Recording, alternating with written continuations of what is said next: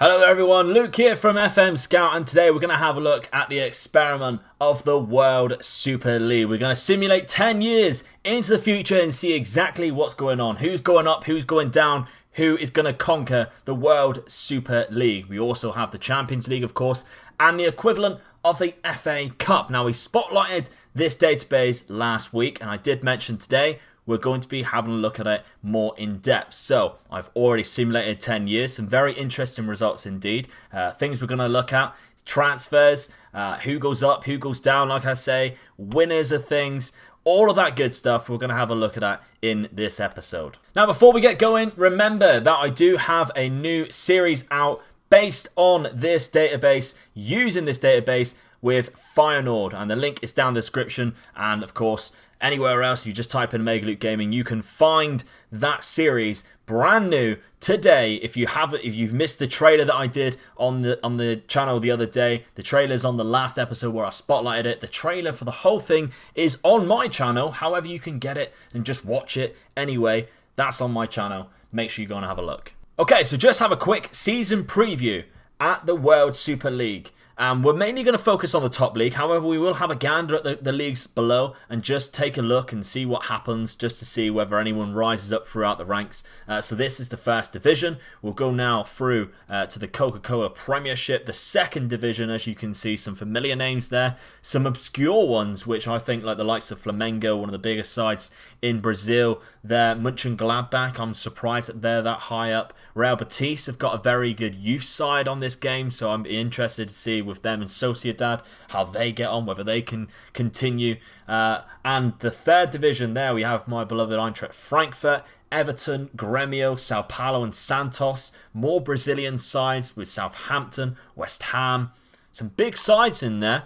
It's going to be interesting to see. Right, I think what we're going to do, we're going to go in increments of 3, maybe 5.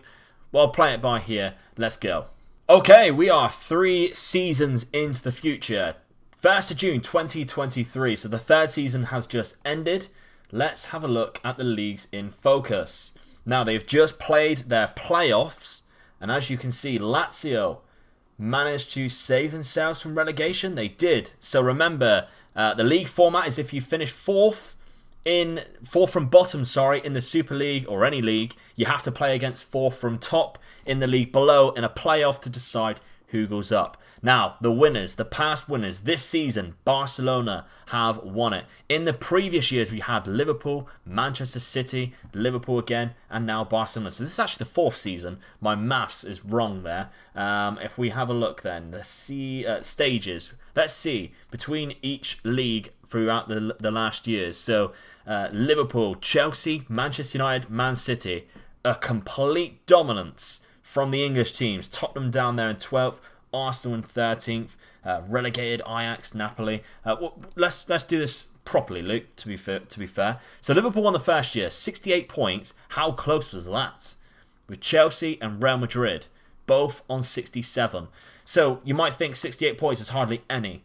Like, you could easily finish like outside the top 4, maybe, in the Premier League. That's because of how difficult this league now is.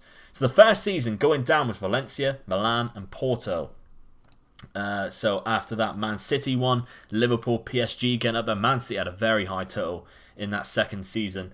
Barcelona there, Inter Milan and Real Madrid doing very well. Man United doing very well, Real Madrid not so much. Going down though, Sevilla, Leipzig, Borussia Dortmund and Roma.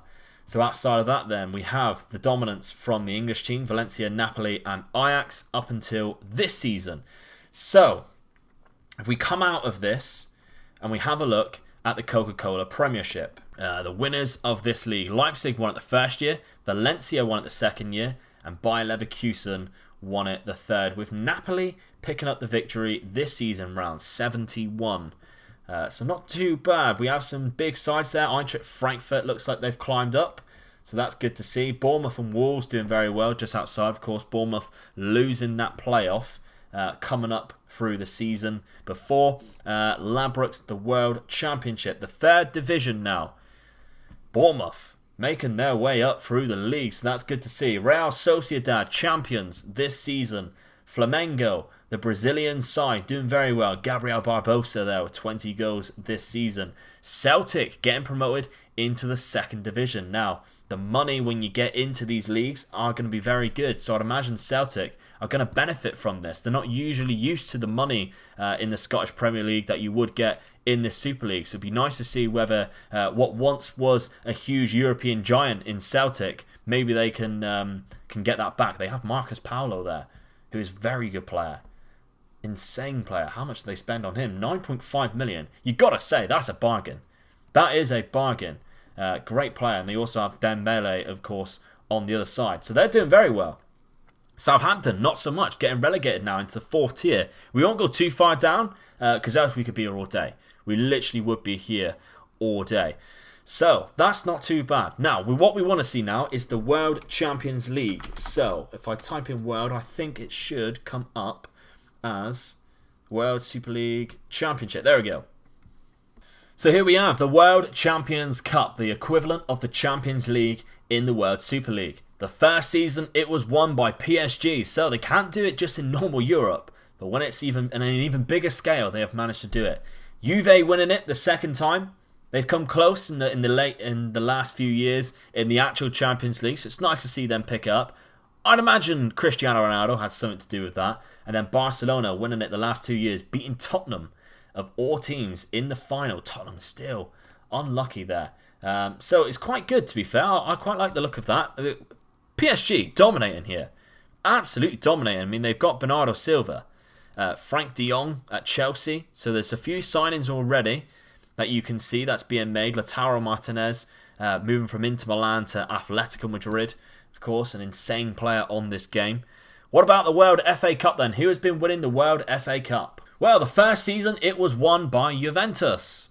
Barcelona picking up the second, Chelsea, and then Real Madrid. 4 different winners in 4 different years. Good to see. I don't want to see the first round. As we can see then, Erling Haaland at Manchester City has moved from Borussia Dortmund, because this is the update. So far, Juve and Barcelona have had some good success. Very good success. Chelsea as well. Not too bad. We have one more competition. That is the UEFA World Cup, the equivalent of the Carabao Cup. And here we go. So these are like sides further down the leagues. Montpellier winning the first year of this competition. Monterrey from Mexico, Girona, and Shakhtar Donetsk winning. So it's pretty much the equivalent of the Carabao Cup. I would say those teams are one of the best out of the outsiders, I guess. AZ, Racing Club, Leeds United, all involved in this competition. So some spread out winners. That's what I like to see.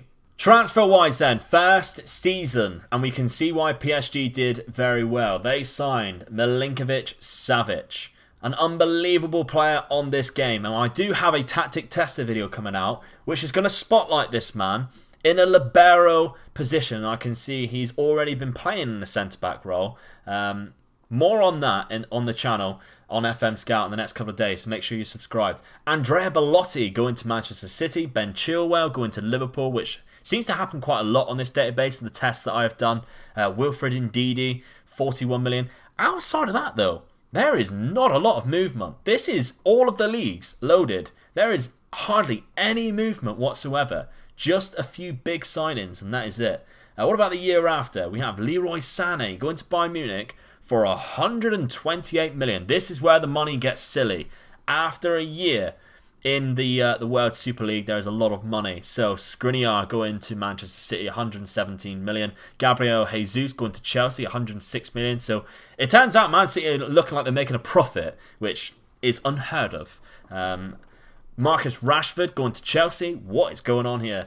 Going to Chelsea for 97 million. Lautaro Martinez, there's his move, 96 million. Heung-min Son going Manchester City, 81. We have Coutinho on the move. Under, Chiesa, Douglas Costa, Bailey. Who is Rafa? I don't recognise that name as much. Not a widely popular name, but he's gone to Manchester United anyway. Man United making 3 signings there. All wingers, all for 65 and 66 million. Okay, and they've also managed to get Kai Havertz. Very good young side. Manchester United are bringing up there under Ole Gunnar Solskjaer. Do they still have Ole Gunnar Solskjaer? They do not. Wow.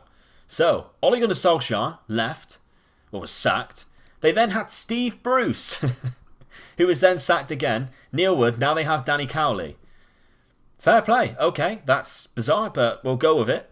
Danny Cowley's done very well to get that job. But there is a few more signings there. Saul Niguez going to Liverpool is a big one there that I can see. But we won't go down too far. James Maddison to Lazio. Interesting stuff. Paul Pogba's also gone to Real Madrid. So we're in the next season here. Bernardo Silva to PSG. 128 million. Phil Foden to Bayern Munich. 117. De Jong. 110. Sancho to Barcelona. Bruno Fernandes leaves and goes to Benfica. Oh, I am disappointed in you, Bruno. I am very disappointed. Oyarzabal finally getting a big Spanish move to Barcelona.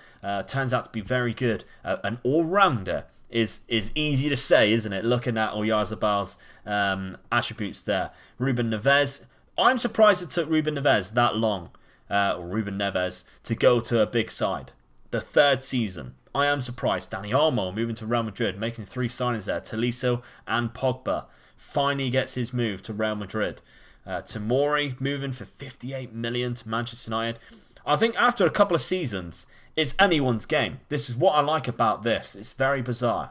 We also have, in the final couple of years then, so we have Kulusevski going to Chelsea, Mateo Kovacic going to PSG, João Felix moving, Leon Bailey, Havertz is then left.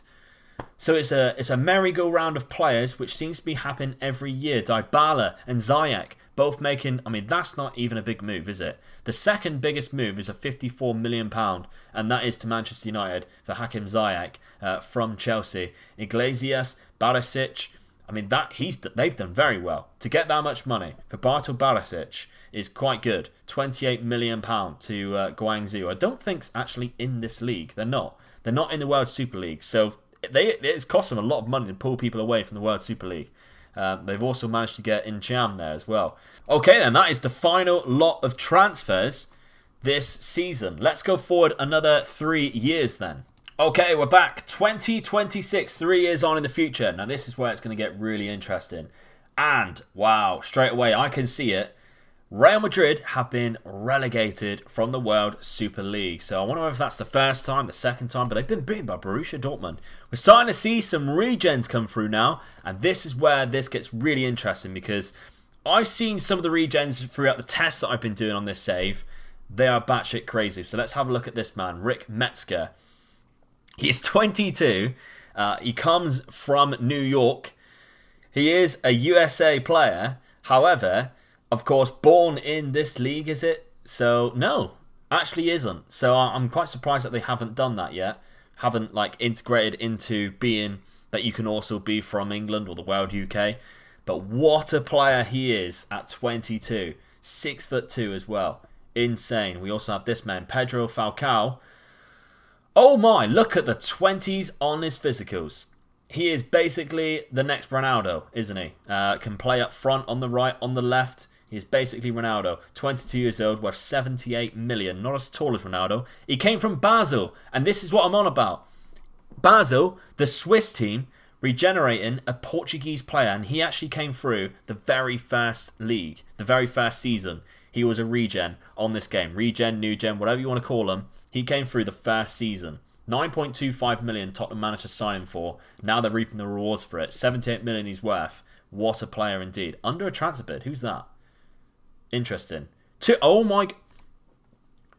Manchester City have put in a £206 million bid for this player. Oh, he's good. He is good. He's not £206 million worth though. I'd want a bit better passing if it was me. But still, unbelievable player. Let's get more into who wins what though. So this is the season we left behind. The next season, Barcelona won it again. Manchester City, Arsenal, Munich, Ajax, Mönchengladbach and Atalanta getting relegated. After that though, Manchester City, Juve, Arsenal, Dortmund getting relegated. Then we had Manchester United winning it, finally. My Man United side. Real Madrid, Leipzig, Frankfurt and Wolfsburg. Bad times for German football there. 3 of their sides getting relegated.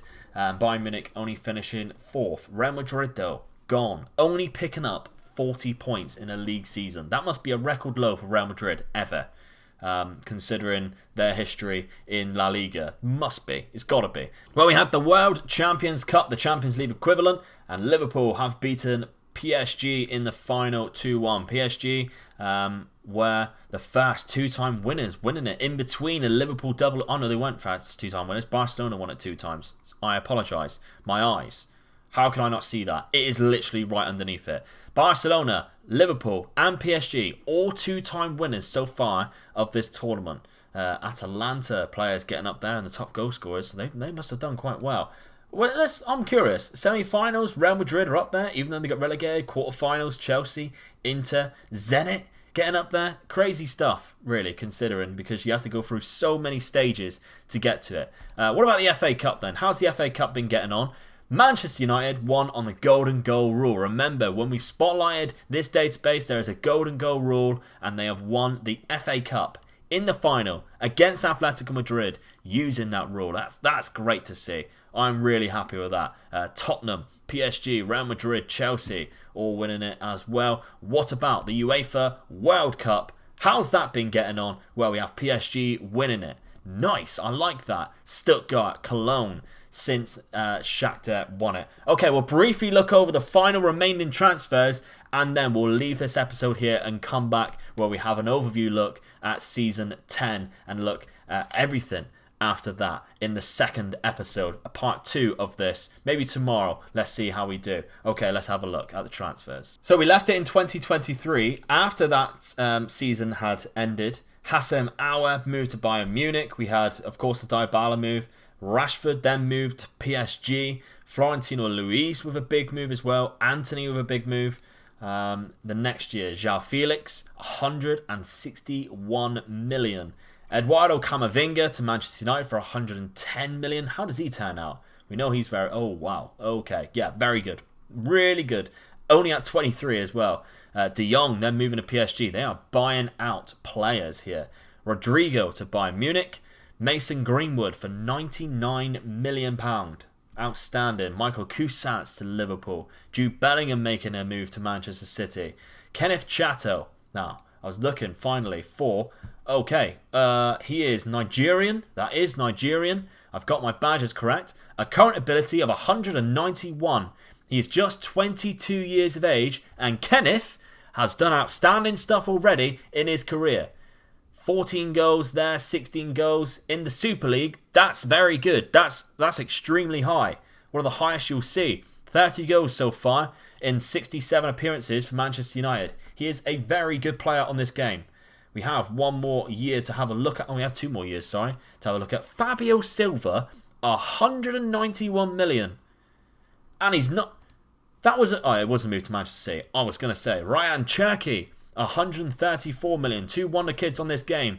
That's a very good Ryan Cherky. 20 dribbling. An extremely good Ryan Cherky. I don't recognise this name. It is another regen and another whopper. Worth £83 million now, sold for 120 million from the Basque country of Athletic Club to Liverpool. So we know Athletic don't let players go on the cheap in real life anyway, because of their Basque-only rule.